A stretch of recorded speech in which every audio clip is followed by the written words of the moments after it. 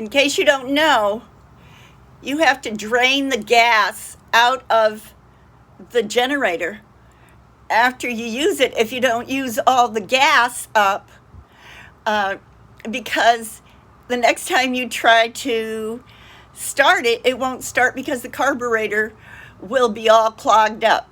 I've already put a carburetor into this generator because I let it sit for 2 years before I tried to start it again.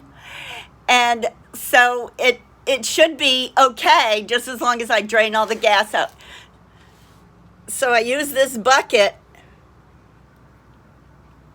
and I took the plug out of the bottom here and drained as much of the gas out as I thought was necessary.